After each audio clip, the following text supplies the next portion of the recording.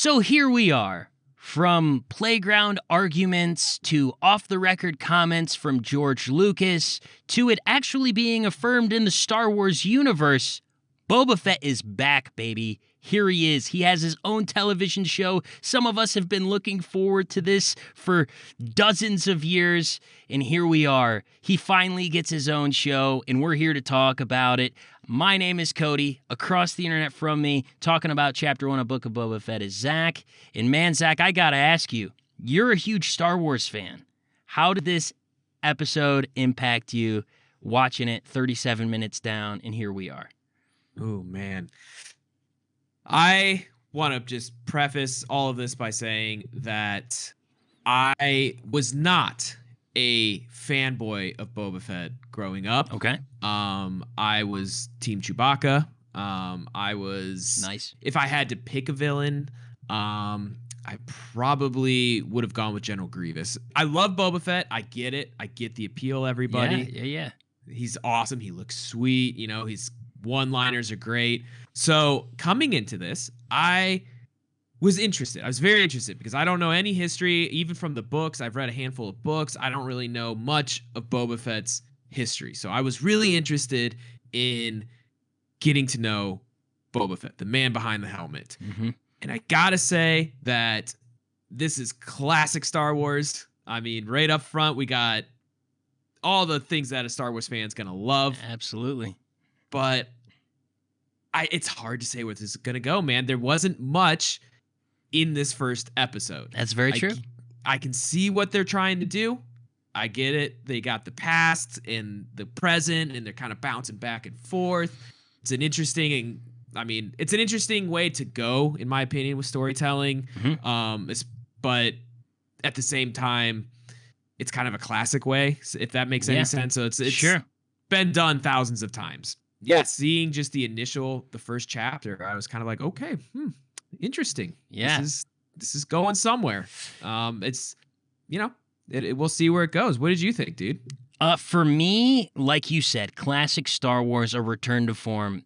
And as someone who appreciates the fact of like George Lucas's style of storytelling, this was definitely more of like, hey, we're gonna get you into the action. We're going to show. Not a lot of dialogue. Like, not a ton of dialogue in this first episode. The Mandalorian starts off in a very similar fashion. Like, this had a lot of similarities to the first episode of The Mandalorian. But if I'm going to be completely honest, being excited about Boba Fett, being excited about the show, I do have to say that this first pilot episode wasn't nearly as interesting as I thought the first episode of The Mandalorian was. There wasn't anything that really kind of hooked me into what was going on in the same way. And maybe that is because so much of it is familiar, right? Tatooine, the Hutt cartel, things that we've seen before and kind of already have an understanding of.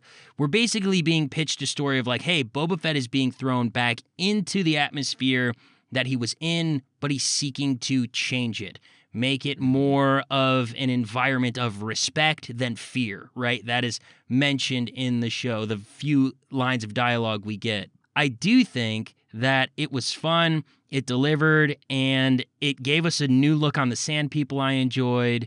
But those are some of my just overarching thoughts before we get too deep into the episode here. But where do you want to start talking here?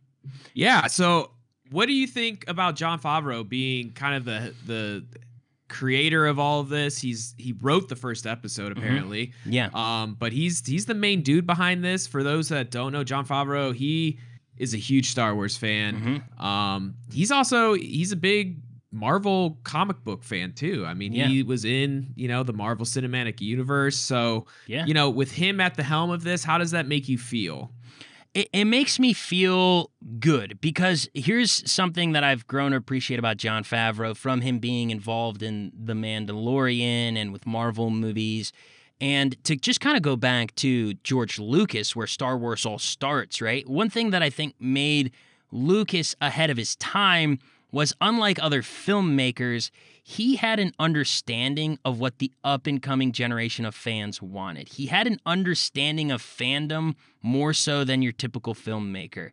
And I think that Jon Favreau is a similar type of storyteller. He understands fans. He doesn't necessarily just approach filmmaking and storytelling from like, I have to do something marvelous and great that my peers are going to love. Views it from the angle of like, hey, I want to create something that the masses are going to enjoy. So that has me excited about where it can go, because there is something to the simplistic and timeless themes of Star Wars that I feel like the sequel trilogy didn't really lean into nearly as much, but we kind of saw with The Mandalorian, and I believe we'll probably see with Boba Fett. Yeah, I agree, man. I feel like the show is going to be in good hands, because he's such a fan of the fans. Like, he knows what the fans want to see. I mean, we saw that from the very beginning. Even the initial shot of just, you see Hutt's palace. It's just anyone who's ever seen the original Star Wars knows exactly where they're at. I mean, we even got the Sarlacc. We got the inside of the Sarlacc, which, for those who've ever been wondering what the inside of a Sarlacc looks that was like, cool. I liked that. That was really, I mean, the aesthetics were there. The fan appeal aesthetics were there. You got to see the inside of the Sarlacc. We got to go to a Tusken Raider encampment. It's just, everyone's always been wondering where, like, they live in the desert. How do they live in the desert? We kind of got to see what sustains them and kind of a little bit of what their life was like. And so Favreau kind of knows what he's doing. So yeah, I think that this is going to be in very good hands. One thing I wanted to mention was the title for this episode is actually a Robert Heinlein book. Okay. For those that, go back into the archives of Parallel Quest, we did a whole episode on, the golden age of science fiction. Yeah. Yes, and Heinlein was one of those guys. He's one of the big 4 or 5 guys that, really got sci-fi up and going. And Stranger in a Strange Land was one of his books in 1961, and that's the, first episode of Boba Fett here. So I thought that was kind of a cool, nod to Heinlein. Moving in with the story here, what did you think of the whole Tusken Raider bit? Because that's a big chunk of this first episode, is Boba Fett's history with the Tusken Raiders. What did you think of just that whole sequence? Because that's basically his past. Yeah, I liked the opening sequence, right? I liked how they opened and they showed you how we got out of the Sarlacc pit. He was robbed by the Jawas and then kind of taken as prisoner by the Tusken Raiders. I thought that some of it was a little bit odd, with just the lack of, you don't understand the Tusken Raiders dialogue. You're not going to get subtitles for that. And I think part of that is nice and immersive. I like how they didn't try and add subtitles or anything for Tusken Raiders, and I don't really want them to do it with Wookiees down the road either. I like the idea that Star Wars kind of throws you in the world and you'll kind of figure it out as you go. It's not necessarily one to be picked apart, but you'll get it all once you get to the end of the story. But I thought after a while, I was like, man, we're in this Tusken Raider camp a lot, and I thought some of it was a little weird, but I actually thought that the payoff at the end was pretty rewarding. I thought that there was a good moment where you kind of get that nonverbal, like, hey, we're cool here, between Boba Fett and the Tusken Raiders, and he gives him some water. I thought that worked, but I thought maybe it was a lot of time with the Tusken Raiders, and the episode had virtually no dialogue as it was. But I did like the little teenage Tusken Raider. That was cool. Yeah. And speaking of the teenage one, my tusken a little bit with the Tusken Raiders was, it kind of started with him. Actually, it started a little bit before the teenage Tusken Raider. It was first the classic Star Wars logic. Tusken Raiders all have masks on, yet they're still able to drink out of these cups of water that they uncover in the sand. So, it's Star Wars. We let it go. But I thought, maybe this is a little nitpicky, I thought it was a little uncharacteristic of Boba Fett sparing the teenage Tusken Raider. Thinking back on when you first see Boba Fett, and I mean, I'm talking even before the prequels, when you first see him and Darth Vader gives him the command of like, no disintegration. It's like, this guy's kind of ruthless. Like he's whatever it takes to get the job done. And in this case, the job to get done is to survive and to get free. And he kind of pauses and he's like, I'm just going to run for it. I'm not going to take this guy out. And I thought maybe I'm nitpicking, but I thought it was a little uncharacteristic of Boba Fett. I don't know what you think about that, but I mean, I don't know. I don't know much about the characteristics of Boba Fett, right? He has 4 lines, 6 minutes of screen time. That's the whole like legend of Boba Fett, right? But I do. It's like you do kind of have this picture of a ruthless bounty hunter, kind of a person who has been rose up out of trauma of losing his father, who was a bounty hunter, and probably just kind of embraced that lifestyle. How merciful he is, we haven't really seen it. But sparing a kid, I could see that, right? Everyone kind of has a soft spot for the innocence of children. However, just kind of voluntarily going back to the Tusken Raider camp might have been more uncharacteristic than anything, right? Like, Yeah. So that is true. But it does give us the payoff of the story and kind of just shows like, hey, you're in debt to me now. And then it establishes, right? It establishes the type of person he's going to be now that he is like the new cartel lord, right? He is not necessarily seeking to demolish all of his rivals, but hey, scratch my back, I'll scratch yours. It'll be one of respect, right? I saved this little guy.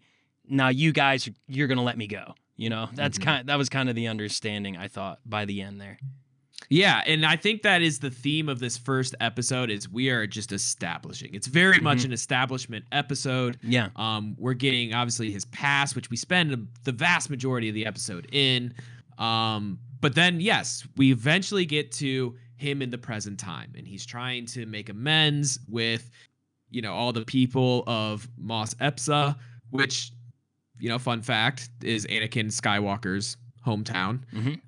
So he's, the new kingpin in town, and he's wants to change things. Yep. And once again, we don't get all that much. We get a cool fight scene with some, I guess, assassins that have some crazy looking shields. Yeah. We get a new character, and they're kind of working together. What did you think of the whole, present day Boba Fett? Was it up to your standards? Is it something you enjoyed? I mean, it's, once again, we're kind of, this first episode, we're kind of like, what's there to talk about? Because not much happened in this episode. Yeah. Well, they brought Boba Fett back in the second season of Mandalorian, kind of introduced him. We kind of got an idea of what he was there. And for me, honestly, my main thing I needed answered in this first episode was I didn't necessarily need all that much setup of where the show was going to go. I needed an answer of how's this dude still alive. And they at least gave us clarity on that, right? They showed that he is in the Sarlacc pit. They showed that he's struggling to survive down there, nearly suffocating. And so there was that necessity fulfilled.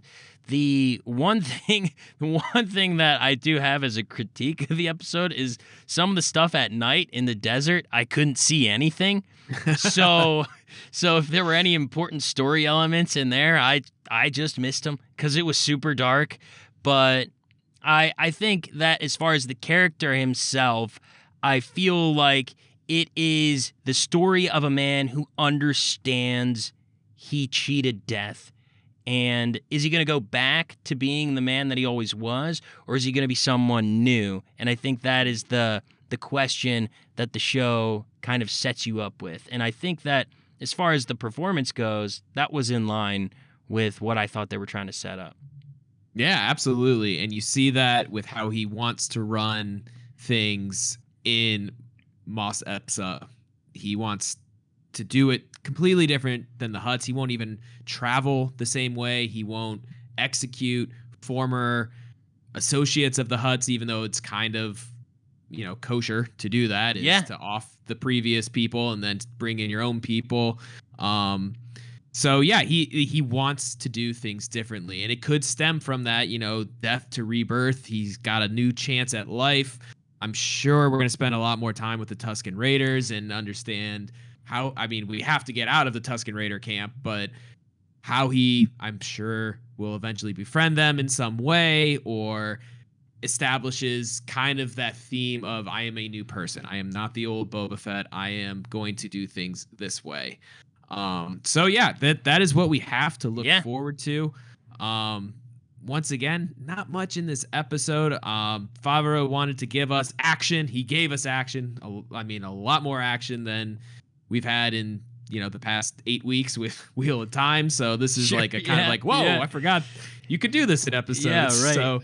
So this was nothing short of exciting. But I gotta be honest, I think that if I was going to grade this first episode of the Book of Boba Fett, this is probably like a 6 out of 10 for me. I appreciate Boba Fett. I get the appeal. We were kind of talking before recording that they don't really have to do much establishing of the world because we're on Tatooine. Everyone who's ever a Star Wars fan knows where they're at. They don't really even need to establish Boba Fett all that much because people are just fans because they love Boba Fett. Like the guy, like you said, 6 minutes of screen time, 4 lines, we're instant fans. So they don't really have to do much to get you to like this guy. You're gonna just initially like him. And so I think this first episode, besides, just establishing, I think that's about all it did. And so where it's gonna go, is who knows? Like they just kind of threw all the pieces on the board and we're like, okay, we're going to get to work here in the next episode. So for me, it's a 6 out of 10. Okay. And just so everybody knows, for our scoring system, 5 is kind of what we consider average. So anything above 5 isn't a bad score. Like, I know we associate things like 6 and 7s out of 10 as bad scores because of how school works. But as far as like how we review shows and movies, that is an above average, right? Like 6 is above average score, and 5 is average. I'm actually going to go, and I'm going to give this one a 7 out of 10 because I kind of had some expectations that I just needed answered. I needed to know how the heck Boba Fett is alive, and I needed it to be some type of satisfying way that he got out of the Sarlacc. I thought that was executed pretty well. And I wanted to see, do they continue on with these Star Wars shows in feeling like classic Star Wars? And I think they did that.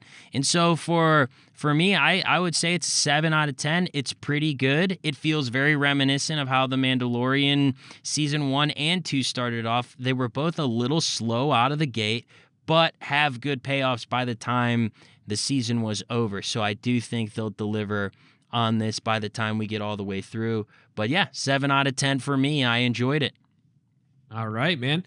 Well, I think that's about it for our first review of the Book of Boba Fett. Unless you've got any closing words, man, we'll, do this next week. Yeah. They're weekly episodes. This is the new format. We're back to syndicated programming. There we go. We're back. We are doing weekly reviews of Book of Boba Fett. So if you enjoyed this one, give us a thumbs up. If you have any ways in which we can improve our reviews or questions for us, be sure to write them down in the comments below on YouTube. If you're listening to the podcast, head over to YouTube, give us a comment, write in, or like whatever you want to do.